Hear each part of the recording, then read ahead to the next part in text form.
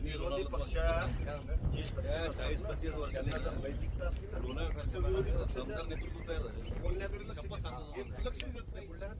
मुक्त राहू शेतकरी काय आहे निदान आवाज ते उठवतात. तुम्हाला अशी गोष्ट झालेली सगळे एकाच माळीत इकडे येऊन रस्ता आहे नाही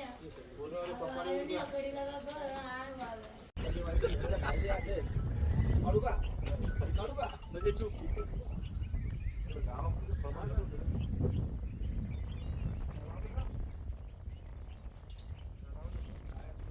आपण इकडे भांडायचं आणि ते तिकडे गळ्यात गळे घालतात.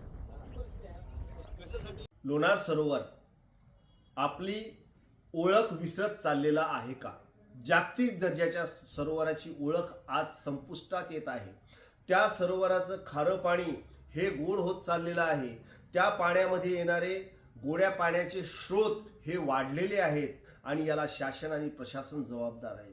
त्या पाण्याचा pH एकेकाळी 11 ते 12 होता, आज तो 7 वर आलेला आहे. त्या पाण्याचा TDS 6000 होता, आज तो 400 वर आलेला आहे. आणि हे सर्व शासन आणि प्रशासनाच्या निष्काळजीपणामुळे, नगरपालिकेच्या निष्काळजीपणामुळे, वर्ल्ड हेरिटेजच्या दर्जाचं हे सरोवर आज आपली ओळख लोप पावत आहे.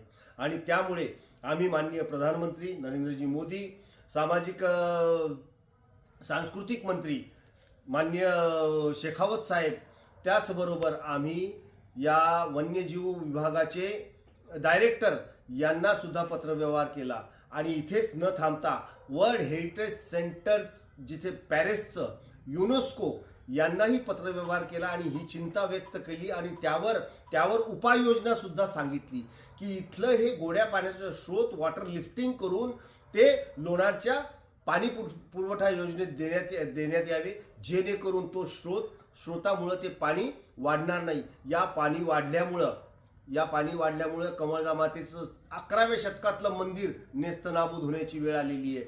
या पाण्यामुळं 16व्या शतकातलं गैबंशा वली यांचा दर्गा नेस्तनाबूद होण्याची वेळ आलेली आहे. प्राचीन मंदिरं संपत चाललेली आहे. आणि जर या खाऱ्या पाण्याच्या सरोवरानं आपली ओळखच संपून टाकली तर इथे कुठलाही पर्यटक येणार नाही, लोणारचा विकास होणार नाही. आणि याकडे प्रशासनानं, शासनानं लक्ष द्यावं. युनेस्को, फ्रान्स यांनी सुद्धा लक्ष द्यावं. यासाठी आम्ही सर्वांना निवेदनं दिलेली आहे. आणि जर येत्या 15 दिवसामध्ये यावर कुठली कार्यवाही नाही झाली तर आम्ही 15 ते 20 हजार लोणारवासी समृद्धी महामार्गावर जाऊन महामार्ग रोखू, हा आमचा शासन, प्रशासन, युनेस्कोला इशारा आहे.